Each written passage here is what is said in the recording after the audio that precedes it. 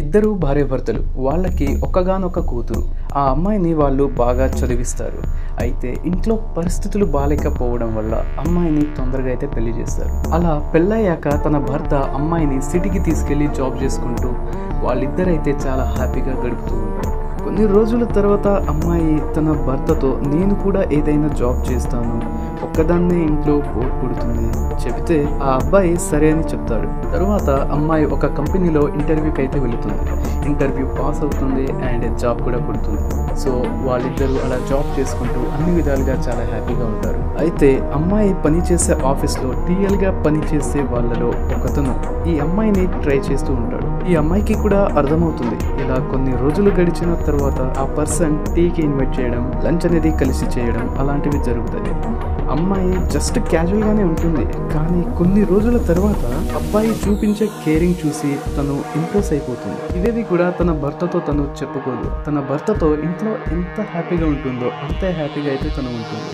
So బయట విషయాలు ఏవి అంతగా పట్టించుకోకుండా అమ్మాయి అయితే ఉంటుంది. అలా కొన్ని రోజులు అయిన తర్వాత అమ్మాయికి ఆఫీస్లో ఉండే అబ్బాయి మీద కొద్దిగా క్రష్ అనేది పెరుగుతుంది. ఆ క్రష్ అనేది ప్రేమగా మారుతుంది. అలా పెరిగిన క్రష్ని ప్రేమగా మార్చుకుంటూ తనతో మూవ్ అవ్వడానికి ప్రయత్నిస్తుంది. అబ్బాయి కూడా అమ్మాయిని ఇంప్రెస్ చేస్తూ గిఫ్ట్స్ అని, షాపింగ్ అని అలాంటివి చేస్తూ ఉంటాడు. అబ్బాయి ఒకరోజు నువ్వంటే నాకు చాలా ఇష్టం అని చెప్పినప్పుడు అమ్మాయి మరుక్షణం కొద్దిగా ఆలోచిస్తూ నీకు నిజంగానే నేను ఇష్టమైతే నన్ను వేరే ఊరికి తీసుకెళ్ళి పెళ్లి చేసుకో, మా ఇంట్లో ఒప్పుకోరు అని అంటుంది. మొత్తానికి అమ్మాయి ఆ అబ్బాయికి ఓకే అని చెప్తుంది.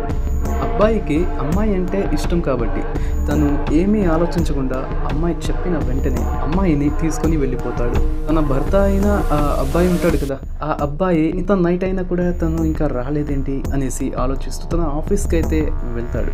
వెళ్ళి అక్కడ వాళ్ళని అడిగితే తన భార్యను తీసుకెళ్లిన అబ్బాయి వాళ్ళ ఫ్రెండ్స్ వాళ్ళు ప్రేమించుకున్నారు, ఇంట్లో ఎవరు ఒప్పుకోరని పారిపోయి పెళ్లి చేసుకుందామని వాళ్ళు వెళ్ళారు. అయినా ఇంతకీ మీరెవరు అని అడిగినప్పుడు నేను తన భర్తను అని చెప్తాడు. అలా చెప్పేసి ఇతను అక్కడి నుంచి బాధపడుతూ రూమ్కి వచ్చేస్తాడు. ఇంకా అమ్మాయి వాళ్ళ అమ్మ నాన్నలకి జరిగింది నిదానంగా భయపడకండి అని జాగ్రత్తలు చెప్తాడు. కానీ వాళ్ళ అమ్మ నాన్నలు మాత్రం అది తీసుకోలేక సూసైడ్ చేసుకుని చనిపోతారు. ఆఫీస్లో అమ్మాయి కొలీగ్స్ అందరూ అసలు తనకు పెళ్ళైనట్టు మనకి ఇప్పటిదాకా తెలియదు, మెడలో మంగళసూత్రం లేదు, నుదుటి పైన బొట్టు లేదు, కాలికి మెట్టలు లేవు, ఇలా తన ఒంటి మీద ఏమీ లేదు, ఎంతలా నటించింది అని అనుకుంటూ అమ్మాయిని తీసుకుని వెళ్ళిన అబ్బాయికి వీళ్ళందరూ జరిగిందంతా చెప్తారు. అప్పుడు ఆ అబ్బాయి కూడా షాక్ అయిపోయి అమ్మాయిని గట్టిగా అడిగితే నీకు తెలుసని అనుకున్నాను, ఇప్పుడు నువ్వు ఇలా అంటే ఎలా అని ఏడుస్తుంది.